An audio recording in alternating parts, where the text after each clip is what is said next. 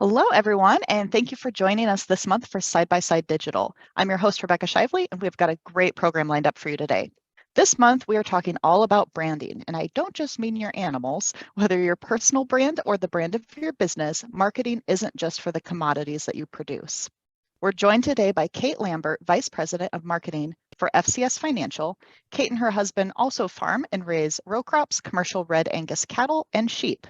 Kate's going to share some tips and best practices when it comes to building your brand and your business. Kate, thanks for being with us this afternoon. I'll go ahead and turn things over to you. Well, thank you for that introduction. As Rebecca said, my name is Kate Lambert, and I'm excited to have a conversation with you guys today about marketing your products and specifically about marketing you and how you can use a personal brand to really achieve your business goals. We don't have a ton of time today. We have about 35 minutes and a little bit of time for questions at the end. So a lot of the information that we're going to go through, we're going to be talking at a really high level. And this is really just to get the thought process started on some things that you might need to consider that maybe you haven't been considering before, or some strategies and tactics you can use to dive a little bit deeper into really think about broadening and making your personal brand more robust. So I always like to start off with a little bit of a story that talks about the power of a personal brand as it relates to what it is that we're trying to do on our farms and ranches. And one of the stories I share fairly frequently, if you've heard me talk, you've probably heard me tell this story about Janice before. Several years ago, our pumpkin patch, we had just opened up the pumpkin patch this first weekend. And we know our data tells us that first weekend, a majority of our pumpkin sales are going to happen through the store. So we have two options when people can come out. They can purchase our pre-harvested pumpkins that we've picked and cleaned and are in the store, or they can have the full-on experience going out to the patch and picking themselves. And we know that first weekend, that's when people want to come and they want to get the pumpkins for decorating in the house and outside the house and all sorts of things. So most of those individuals that come to buy those store pumpkins. Well, Janice was an individual who had been sending us messages through Facebook and through Instagram just multiple times. I mean, I'm talking 10 or 12 different times, checking with us to verify when we were going to be open and when she could come get her pumpkins. Hadn't met Janice before, but I'll be darned, on the opening day, she pulls in, first or second person in the door, and comes in and introduces herself and says, "I'm Janice, and I've been talking to you about buying pumpkins, and I'm so excited to be here buying pumpkins." And so I showed her around and we got talking, and she was looking at different pumpkins and looking at prices and kind of nodding her head and thinking a little bit. I could tell that the wheels were turning. And she finally looked at me and she said, "You know, Kate, I could go to the store and I could get these pumpkins a lot cheaper. I really kind of thought your prices would be better than what they are." Now, anybody that is in any type of direct-to-consumer sales or agritourism venture, anybody that sells anything off the farm direct to an end user has had that conversation before. And luckily, I had as well. So I looked at Janice and I said, "Well, Janice, you could go to the store and buy those pumpkins a lot cheaper. But if you did that, Janice, you wouldn't be buying them from me." And Janice stopped and she kind of looked at me and she nodded her head and continued to gather up her pumpkins. And she ended up buying $225 worth of pumpkins that day for her front porch. To this day, Janice is still one of the first customers that we have on opening day. And I'm absolutely convinced that she buys every one of her pumpkins from us because she wants to do business with us. So we're going to talk a little bit about how you go about developing a brand where people aren't asking you about price, but instead are wanting to do business with you and your organization. And we're going to talk about how this matters for commodity producers as well.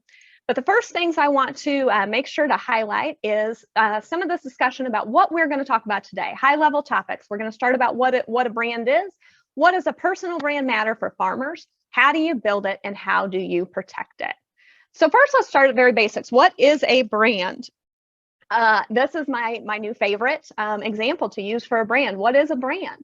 Well, we can talk about Yellowstone brand. I'm sure everybody on the call knows what this brand is. This is their actual literal, for the TV series, their actual literal cattle brand, which is interesting to me because our industry actually is the oldest known branding to mankind. You can go back thousands of years in ancient civilization and find where they used cattle branding. And at that point in time, it was really just to show ownership.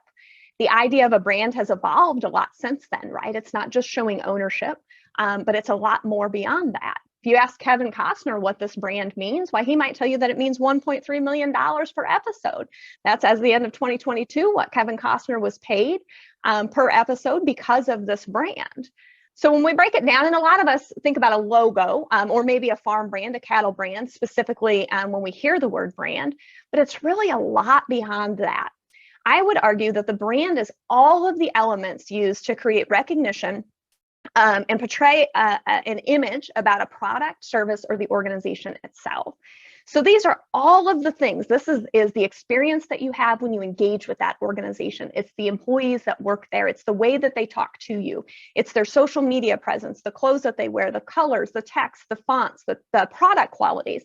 It's all of these things that organization pushes out to tell the story of who they are. There's an important thing you've got to understand with the brand. The brand is controlled by the organization. So if I'm looking at my personal brand or the brand for the Farm Credit Cooperative that I work for, or the brand of my farm, I get to choose all of the things that I push out to tell the story of my brand. So I get to choose the colors and the fonts and the logos and how I'm going to behave and what type of employees I'm going to have, all of those things, pushing those out. If we take it a step further and we talk about brand image, this is the way that your target audience receives and interprets all of those things that you've put out.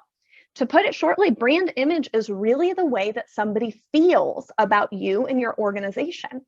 So although we can control, as the individual or the organizations, we can control the brand and all of the things that we associate with it, we cannot control brand image. Brand image is controlled by target audience. Now, a lot of people will charge you money. They'll say that, yeah, absolutely, we control your brand image. We can mitigate the risk that's associated with that. We can help you manage brand image. But the reality is our target audience is the one who dictates how they feel about it. So our control is with the brand, and then their control is in how they interpret that. So if we take it another step further and say, okay, we've identified what brand is, and we've identified what brand image is. What is a personal brand? What is personal brand image? So your personal brand is built on the collective items that you use to tell people who you are. So take it just right back to the organizations we talked about, right? This is all of the things that make up you, that you push out to tell the story of who you are. So this is your work habits. This is your values. This is the way that you appear. This is the ways that you show up. It's the places you show up to, the places that you don't show up to. It's the organizations that you engage with and the people you engage with. It's the organizations you do not engage with and the people you do not engage with. All of these things make up your personal brand. Likewise, you control your brand. Your brand image is a result of how those collective other items make others feel about you. So all of the things that encompass what your personal brand is, the how people feel about that and respond to that is your brand image. So just like before, your brand image is controlled by others. So why does all this matter? Why does a personal brand matter? And a lot of times people think that this is a fluffy thing, that this is something that only matters for celebrities or for individuals who are trying to sell themselves as speakers. But the reality of it is that in today's world, a personal brand matters more than ever. I love this quote from Warren Buffett, and I use this a lot when I speak with young people. It takes 20 years to build a reputation and 5 minutes to ruin it. If you think about that, you'll do things differently. I would argue that in today's day and age of instant information, 5 minutes might be an understatement or an overstatement. It might be even less than that. That one wrong thing and it can completely undo work that has been done over a long-term period. So we're going to talk about, I want to dig into 3 reasons that you really, as producers, that you really should be considering your personal brand and start considering the intentional development of that. Reason number 1 is it is why people buy. And I love to reference back to that first story that I told you. And I will challenge you this. Now, if you're in the commodity market, hang with me because I'm going to talk to you about this as well. But if you're not in the commodity market, if you are selling something that has pulled yourself out of that market and created a different avenue for you, don't put yourself back in the commodity market. If you're not in it, stay out of it. If you have intentionally made the decision that you do not want to be a low-cost provider, you don't want to be chasing that lowest price, then don't do it. You're never, for most of us, we're not going to be able to raise pumpkins or beef or lamb that we're selling right off the farm, right from our direct to consumers, to the same price discount that different and more traditional marketing avenues can. And so don't try to play in that space. The only thing that you accomplish when you do that, you run a discount and you get people in, the only thing you've accomplished is expectations that you don't want to continue to meet, right? I don't want to get people in thinking that they're coming to me for the lowest price pumpkins or the lowest price beef or the lowest price lamb, and then turn around and have to explain or close the gap on why those expectations were not met. So make sure that you're targeting the right audience and understand that for the most part, when you move away from that commodity market, the reason people are going to do business with you is because they want to buy from you. And so we're going to talk about how you can develop that brand and how you can really get people interested in doing business with you and your organization. Next, it's not only why people buy, but it's why people engage.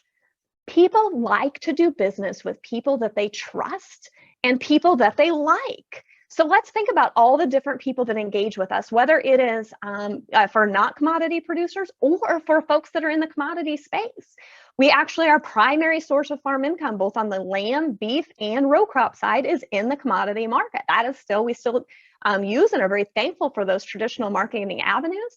And most of the ground that is part of our operation is rented, which means we have to have really strong relationships with those landlords.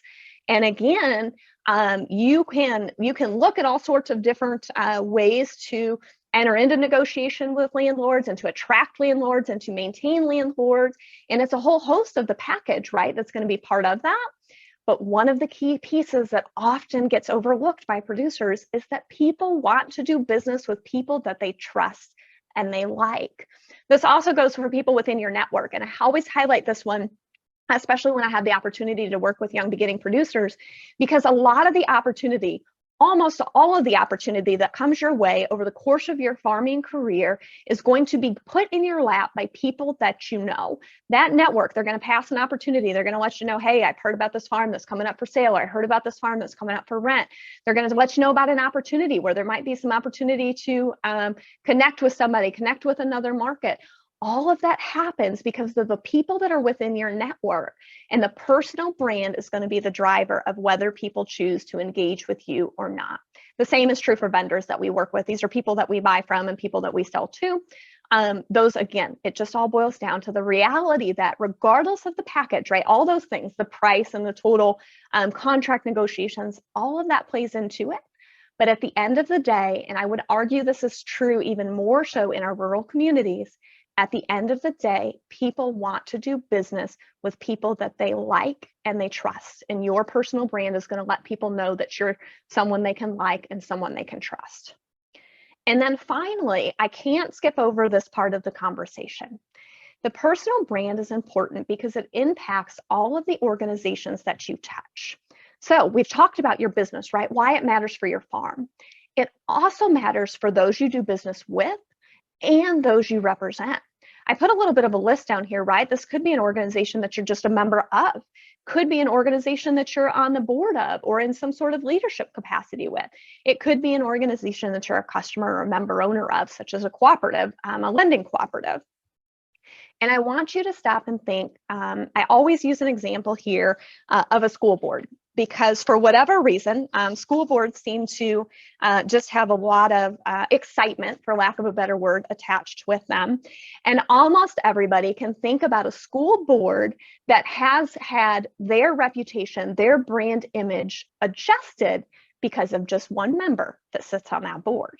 Almost everybody has a local example of that, so I'm not going to share any specifics. So you can kind of think in your mind about, you think of a school board and however many people make up that school board. And it just takes one person to really change, either positive or negative, the way that that board can be perceived. And so you have to start thinking, about your personal brand, and we're going to talk about all the things and tactics for developing that, but you have to start thinking about how that personal brand doesn't just matter for you and your farm, but it also matters for the organizations that you're involved with. And you have to start thinking about the ripple effects of what it means when you choose to show up somewhere or not show up somewhere, you choose to engage in a certain way or not, how that goes on and impacts other organizations that you touch. One rule of thumb that I like to share with people in this space, and I want you to really think about this, is that the closer you are in an organization to ownership and or decision making, the more impact you have on the brand itself of that organization. So, and this is just common sense when we think about it, right? If we think about Southwest Airlines, the CEO of Southwest Airlines has got the ability to impact that brand image more than somebody who works further down the line at Southwest Airlines. Now, not by all means, we've seen cases with the world of social media. We've seen cases where an employee who doesn't maybe have anything to do with decision making and has no ownership stake can absolutely impact brand image in a positive or negative way. But generally speaking, the closer you get to being involved in decision making and the more power you have and the more ownership that you have, the more you can impact those organizations. So if I take that back to your farm, a lot of us are sole proprietors or we're working with a couple of family members. If there's just 2 or 3 of us, we have a lot of impact, almost all of the impact on the brand overall of that organization. So ultimately, why does it all matter? And this is what I've been hinting at and what I'm saying. At the end of the day, the willingness of people to do business with or to engage, pull information with, or even support organizations boils down to how they feel about the organization. There has been some super interesting studies done on B2B, business to business type relationships, because it used to be that in the B2B world that we thought if we're marketing to another business, that we really just have to focus on the concretes of the contract and the engagement. What is the price? What are the terms? Those sorts of things, because that business is going to make decisions logically. They're not going to worry about all of these other things.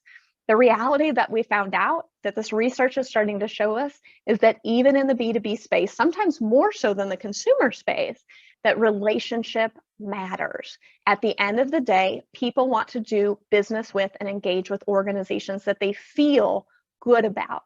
And take note of that second line. The way that they feel about an organization is completely dictated by the people that represent that organization. Now, it might not just be the CEO or the owner of the farm. It might be the other people that do business with that organization. It might be people that are on the board. It might be people that are not doing business with that or not on the board, right? Think of a country club. The idea of a country club, the whole mentality there is that some people are going to be allowed and involved in this group and some people are not. And some people will pay lots of money to be engaged in a group because that says something about how they are. And so it's all about who the people are that are engaged in that organization and who's not engaged in that organization. But at the end of the day, all of this boils down to how people feel about the other people that represent that organization. So this is ultimately why it matters for your personal brand. So now let's get into a little bit of the conversation about how do I build it. The next part of this presentation, we are going to fly through some of this stuff. So again, there's so many great resources out on the internet and in different places that oftentimes when I get the opportunity to discuss with producers, a lot of times this is just a new thought process for them. So I'm going to send you out. LinkedIn is a great place. There's all sorts of different things. If you just go out there and you do some research about building a personal brand, you're going to find all kinds of information. It's not that the information's not out there. It's just oftentimes that in the farming and ranching communities, and especially as producers, we don't always stop to think that, hey, this is something that I need to be concerned with and something I need to be thinking about. So let's get some high-level steps on how you build this brand. Step number 1, you have got to clarify it. So sit down and get intentional and say, I'm going to ask these questions of myself, my family, stakeholders. We're going to get really clear on what our brand is. And here's some great questions that you can kind of start the process of this. What do you want to be known for? right? Are you playing in the commodity space, low cost provider? Are you a tenant that is really great at conservation and stewardship, and those things are really important to you? Are you somebody who is going to raise the best, prettiest pumpkins in the county, and that's what you want to be known for? Is your beef, is it grass fed? Is it whatever other label, organic? Is it whatever other labels you want to put on those things? What do you want to be known for? Clarify it, write it down. And then these hard questions: who are you? The more important question: who are you not? When somebody says, I know Kate, and this is what I want them to say about who Kate is or who Kate is not. What do you want your business to be known for? What are your differentiators, right? So what are the things that people will come to you that you offer to solve their problems? What sort of solutions do you have that differentiate your product? Hint, for a lot of us in this space, it's our story. It's our family. It's the history of the farm that we have, especially if we're playing in the agritourism or direct-to-consumer space. Our differentiator is us. Back to that personal brand, but write it down. What else is it that you offer? How do you solve people's problems? And then talk through these and then write it down. This is a fluid living document. Come back to this frequently as your business changes, as you need to broaden the types of people that you're working with or the products and services that you're offering. This might change, but write it down, and that's going to hold you accountable to it. The next step is you have got to communicate this with your stakeholders. This is family, business partners, employees, anybody that engages with your organization. I very quickly want to, let me back up, not anybody that engages with your organization, anybody that engages on behalf of your organization. So anybody that could represent your organization, be attributed to you, you need to communicate these things with them. I love this lesson from JCPenney's years ago, decades ago, when JCPenney's was the leader in their space. Remember and I might be aging myself a little bit here, but the catalogs, they used to mail the catalogs, and I remember going to grandma's house right before Christmas and getting those big old thick catalogs. I can't even imagine what they spent on postage for those things, and going through it and flipping and seeing all of the things that you were hoping to get for Christmas. So back in that time, JCPenney, real big leader in their space, they decided that they wanted to do a little bit of research, and they wanted to dive into the way that their employees were representing their organizations in the storefront. And so at that point in time, if you ask the top execs at JCPenney's, what is the purpose of your employees that work at your retail locations, they would have told you across the board, the number one purpose, the number one responsibility of our employees at our retail location is to enhance customer experience. Right? People are supposed to come in, they should remember their names, they should help them find what they need, they should be able to check out without hassle. It is to enhance customer experience. However, when JCPenney leadership surveyed their employees across all of their locations, the number one reason they got back, or the number one purpose employees told them that they thought their number one objective as an employee in a retail location at JCPenney's was to stop shoplifting. Okay, stop and think about that for just a minute. JCPenney's hiring people, and they're saying the reason that we have these people, their number one job, their primary focus is to enhance the customer experience. Yet the employees that work there think that their number one job, their number one priority is to stop shoplifting. Do you suppose that an employee who is focused on enhancing customer experience behaves differently than an employee who thinks that their sole job is to stop shoplifting? I guarantee you they do. So when they recognized that, it was this aha moment. Oh my goodness, we have not communicated our personal brand or their organizational brand. We have not communicated these values down to the people who matter the most in being able to implement and live out those values. I actually ask this of the crew that works for me every year now because of the lesson learned from JCPenney. So when we bring our high schoolers in to work at our pumpkin patch, I try to give them a little bit of time, give them a few days, get to kind of understand the flow of things. And then I ask them, what is your number one job here? And almost without fail, they think that our number one job at the pumpkin patch is to sell pumpkins. Okay, right? And that's logical, right? We're a pumpkin patch, number one job is to sell pumpkins. And that's when I always have the wonderful opportunity to shift that mindset and say no, right? They can go to the store and they can get pumpkins cheaper. If they just come in to buy pumpkins, they'll go do it somewhere else. Our number one job is just like at JCPenney's. It's to enhance the experience, because what we sell is an experience, not pumpkins. That's why I don't have to compete with the local store on price of pumpkins, because I'm selling something different. But I need them to know that if we're going to truly live out that brand and truly fulfill that mission on farm, I need everybody that's engaged with that to know that. I have a picture of my dad. My dad lives in Northern Illinois. That's where I grew up. He comes down to the pumpkin patch every year, spends the entire 6-week season with us, drives tractor for me. And I just love to put my dad on the slide, because my dad lives that out. He keeps bags of candy with him. He passes candy out. He engages with people. He just really loves, he's a retired iron worker, and he just loves the opportunity to come down and do this. And so I always put him, because I think he really lives out that brand. And then finally, once we have clarified what our personal brand is, we've communicated it to those that matter. Now we have to use it, okay? This is how we show up in the community and the industry, how we engage with the people that we do business with. How do we work with our lender? How do we work with our crop insurance agents? How are we engaging on social media? A lot of people think that a personal brand stops and ends on social media. I will tell you, it is a piece to it, an important piece to it. It is not all of it. It's website, email, text messages, current customer relationship.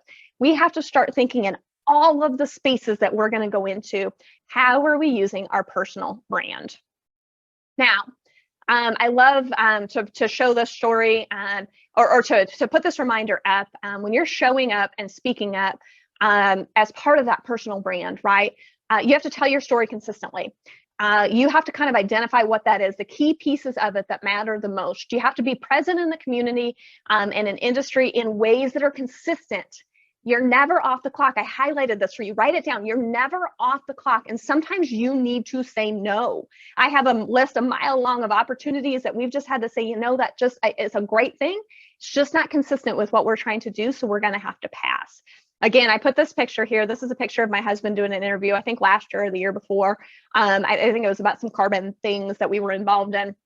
But I absolutely, part of our brand, our personal brand and our farms brand, is that we always want to represent agriculture in a way that is fair to our neighbors and our industry. So we never try to represent like we're the only ones doing something. We've had the wonderful blessing to be able to engage in the sustainability space a lot. And been recognized for some things that we're doing on our farm. And a lot of our key messaging relies on, focuses on the idea that we're not unique in that aspect, right? Hundreds of farm families, thousands of farm families across the country are doing the same exact things we are. Now, normally I handle a lot of the interviews and a lot of the things like this, but I show this picture because at this very moment in time when I was doing this, Matt, my husband, was talking to this reporter, and he was explaining a trial that we're involved in. It was very technical, like on the row crop side. And the reporter asked him something about, you know, you must feel pretty special or pretty significant to be doing something like this. And at that point in time, Matt was saying, you know, it's not just us. This is our neighbors and farmers and ranchers across the country. And it's not something new. You know, we've been doing these practices for a long time. Yeah, we've got better information, better science and data. But it was a point that it was like, wow, we talk about this personal branding. We talk about these things with each other all of the time, but he really internalized that. And here in a situation where he is not comfortable, that messaging came back out because we talk about it all the time. We try to live it. And I heard him literally saying words that came out of my mouth, and I couldn't have been more proud to hear him representing our industry and our neighbors and the messaging that we want to use and that we try to be very intentional about. Now I'm going to fly through some of these because we're getting close to time here, but I've got some tips for you. Social media, again, and you'll get these slides so you can kind of read some of the benefits. But I do have a tip here is to focus on community and brand awareness. So this is two different types of community engagement or engagement on social media. And I gave the example on Facebook because I'm a millennial, and so Facebook is still kind of where I hang out. That this looks like a Facebook page and a Facebook group, right? So those are two different types of ways that you can engage. Now, what I will say, an additional tip that I don't have on here that I should, this is not just your farm social media page. You cannot separate those two things, even if you want to. So challenge here, you need to go do an audit on your personal social media page and say, okay, if my landlord My favorite rule, and I think I've got this later on, is a parents and preachers rule, right? If your grandma saw that, if your preacher seen it, if your landlord seen it, how would you feel about that? You cannot separate yourself. Likewise, you can put all the disclaimers you want. If you're an employee, a board member, you can say all you want about, these are my own personal opinions, not those of my employer, not those of this organization that I sit on the board for. And yeah, maybe legally in a court of law, although usually precedence tells us usually not if you get yourself that far, that's not going to separate, right? It just doesn't matter what kind of nuance you try to put or caveat you try to put with statements you make or things that you share or conversations you engage with. The reality is you do represent your farm, your businesses, your employer, all of those things. Social media, great opportunity, huge tool to use in the space. Just get intentional. Think about how you're using it. Got to have a website. So many people want to skip over this piece. It's kind of that static home address. If you are a organization that is looking to hire people, do not forget about a career page. This is so important. 80% of job seekers will go and research a company, including a farm, before they will apply there. If they can't find information in a website about who you are, the culture, and the different information they want to know about your organization, they're going to skip right over. Again, you can do some research there. Organization Ag Hires has got some great research and some information about how to make an impactful career page on your website. Email is another tool. Again, you can kind of buzz over and read those. Text messages, another way. Nurturing current customers. I do want to quickly highlight here that using the right messaging with your customers. So when you're thanking them, when you email them, when you're seeing them out to dinner and you have a sidebar conversation with them, the way that you talk about yourself, the way that you talk about your organization, the other customers you serve, your products and services is crucial that it be on point with your messaging that you've developed. Because the customers are going to message for you. A really loyal customer, we call them advocates, they're going to go out and they're going to tell other people about their experience with you. And this is the most powerful type of endorsement you can get. So make sure that when they're talking about you, they're using the right words and they're explaining, right? So you don't want, I'm not a low-cost pumpkin provider, right? I don't have the cheapest pumpkins in town. I don't want my customers going out and telling people, oh gosh, you got to go out and see Kate because she has the cheapest pumpkins in town. I don't want them to say that. So I make sure that I'm never talking about having cheap pumpkins. And so it's those sorts of things. Whatever you want to be known for, make sure that you're consistently using that because the customers are going to parrot the messaging that you give them. Now, the final step, and I really should put this as step 4 because this is kind of the ongoing, most important piece, is that you have to protect the brand. So when we're talking about your personal brand or your organization farm brand, all of this has to be authentic. Okay, so we can't show up in social media one way and then in real life be somebody totally different. I talk about the fast food menu lesson here. We have all 100% driven through a drive-through a fast food restaurant, looked at the menu, and ordered something off of the menu. And then you pull up, you pay for it, and you go to the next window and you get it. And 100% of the time, whatever you ordered is not going to resemble anything that looked like on the menu, right? You order a Whopper or a Big Mac or whatever, and it was pictured beautifully, and you get it, and it's not what it looks like, right? We know that in fast food, we just kind of expect it, we let it go. But we have to take that lesson and we have to say we cannot inauthentically represent ourselves when we show up in person. When we show up on social media, we have got to make sure that we're being true to who we are. And we've always got to show integrity. So don't take advantage of consumer confusion, fear-based marketing, or misrepresentation to sell products. And I challenge, every time I get the opportunity to talk to producers, I challenge people to take this one step further.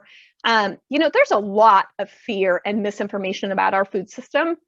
Try not to add to that. I challenge you to find a way to market your products, focusing on your story and the things that really make you different without having to use a fear-based tactic that scares people away from one thing and forces them out of fear to come and buy a product from you. I think as an industry, we can really do better than that. And so I always challenge people to do that. A happy customer tells one person, we know this. An angry person is going to tell 10, but a deceived customer is going to tell 100. I will very quickly give you an example about authenticity here. I keep talking about our pumpkin patch. Our pumpkin patch is this tiny, it's a little deal. We're in a very small rural community. Our county population, we have about 4 times the number of cows in our county as we do people. We have no population center close to us. So it's a very small pumpkin patch, and I'm very proud of what it is, but it's very small. So I always had this great concern that people were going to show up, especially as we were growing our reach and people were driving from further and further away. They were going to show up and they were going to walk up to the farm and they were going to be like, oh my gosh, this is all it is. Because when I take a picture and I post a picture, right, I'm just capturing what's in the frame. People's mind's going to fill in what they're not seeing, right? And so a few years ago, because I wanted to make sure that people knew that we're not the big pumpkin patches. Those big pumpkin patches are amazing. If you guys are in the Omaha area, you've got Vala's, and I mean some of these places that are just absolutely phenomenal, but that's not us. And so I wanted to make sure that I was being as authentic as I could. So we actually ran a campaign for the entire year. It was right around the time that the dive bar language was really popular, and people on Instagram, everybody was kind of highlighting all these dive bars that they love to go to. So we put a twist on that. We created some t-shirts and ran with a campaign marketing the idea of a dive farm for that year. And the idea behind the dive farm campaign was really to say, look, we're simple. This is small. We are not fancy. So that when people showed up, they knew exactly what they were coming to get. That was our way to be authentic and to be honest with people about what they were going to get. And the campaign was wonderful. And it helped our customers to know how to talk about us and to tell that what we really bring is something different, right? This is a simple thing. If you want the big fancy thing, phenomenal, but you got to go somewhere else for that. And so really knowing who we are and being authentic, and then taking something that we maybe would not be a selling point for some people, being like, gosh, it's awful small, there's not a lot to do there, it's not the same as if you go to a different place, and really capitalizing on that and using that to tell our story of the dive farm campaign. You have to always be asking everything that you do in protecting that brand. You have to stop and say, does this make sense? And the answer always has to be yes. When you share something on social media, you engage in a conversation, personal page or your farm page, you retweet, you reshare a meme, a comment, all of that needs to make sense with who you've identified that you want to be, how you show up in the community, how your brand shows up in the community, what you speak into. Right? Every time we have the opportunity to use our voices, to get involved in an argument, to get involved in a debate, to get involved in a campaign. And I don't just mean political campaign, a campaign for anything. We have to just stop and say, okay, does this make sense for who we want to be and what we want to be known for? I don't care. I'm not going to tell you the answer is yes or no, or it's right or wrong. I just want you to be intentional about making that decision. Here's some social media best practices. You can certainly review those when you get the slides. Finally, I want to leave you with this. Your farm is a business. I don't care the size and scope of it. I don't care if it's a part-time side hustle. I don't care if it is a business that has got 100 employees and 30,000 acres. Your farm or ranch is a business. You have got to start behaving like a CEO. And I put in parentheses like a CEO should, because we all have got terrible examples of the way a CEO should not behave. But we have to start putting those expectations on ourselves, developing that personal brand and using that personal brand to be able to really sell whatever it is that we're trying to sell, whether we're in the commodity space or we're not. So with that, Rebecca, I will turn it back over to you if we have time for any questions that have come in. Yeah, great. Thanks, Kate. Really, really great things to think about here. Kind of a couple questions that looks like have come in, and this one's maybe complicated, but you mentioned like reputation and it being very easy to quickly damage or harm a reputation. Do you have any tips or advice on how someone could go about rebuilding that brand or regaining that trust, whether with consumers or anyone you're in a relationship with? How do you repair a broken brand? Can you? Yeah, so that's a webinar in and of itself. So once that reputation damage has been done, and unfortunately in the world that we live in, sometimes that's fairly and sometimes it's not fairly. The first thing I will say is that perception is all that matters, right? So we could argue till we're blue in the face that the way people is interpreting the situation is not fair, or they don't have all the facts. But the reality is that those things don't matter. Their perception, it's back to that image piece, right? How they interpret the information that they get builds that image, and we don't have control over that. So we have to recognize what the perception is. And then we really have to enter what we would call a crisis communication type mode. And there's all sorts of resources available. That question is fairly complex. But I think it starts once you kind of get through the crisis communication piece of it and addressing the issue, and looking at how you're going to rectify whatever needs to happen in that space. And if it's a big thing with a sizable organization, or sizable cost to your farm or business, I absolutely reach out to an expert in that space to help walk you through that. The next thing that you have to start doing is really get clear and intentional on who you are, and how you're going to communicate that. I think having that clarity from the beginning is going to be the best bet. So the best thing you can do in a situation or in that circumstance is to try to avoid them up front. And I know for somebody walking through that time period, that doesn't help now. But if you are in a time period like that, you really need to reach out to some crisis communication experts. If it's a smaller situation and hiring some assistance and that doesn't make sense, you can just Google crisis communication and start learning some of those lessons. There's lots of great free resources available out there. But if it is an organization or to a size and scope that it makes sense to bring in some experts, by all means, that's the time to do it. Nice. Good advice there, not to get in over your head and bring in an expert when you need to do so. You mentioned before about making sure that things that you do make sense and align with your brand and your values. Can you give an example or maybe a story of some time where maybe something didn't fit and you maybe had to say no to an opportunity, or it just didn't work for the brand you were going for? Yeah, absolutely. Great question. So there's been multiple times, and sometimes we know up front. So for instance, at our pumpkin patch, we have the opportunity where different vendors can bring in products. And we have very clear outlines and standards for what we want those products to look like. In terms of, there would be local things and, some different things that kind of outline that.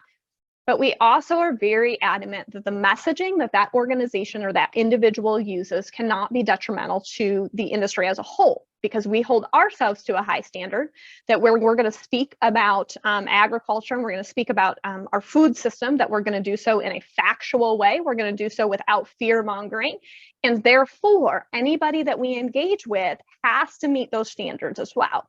Now, I'm not saying these aren't great people, but we do have to turn down some individuals that want to market with us, because it's just not consistent with the way that we message and how we want to be known for. And so those are things.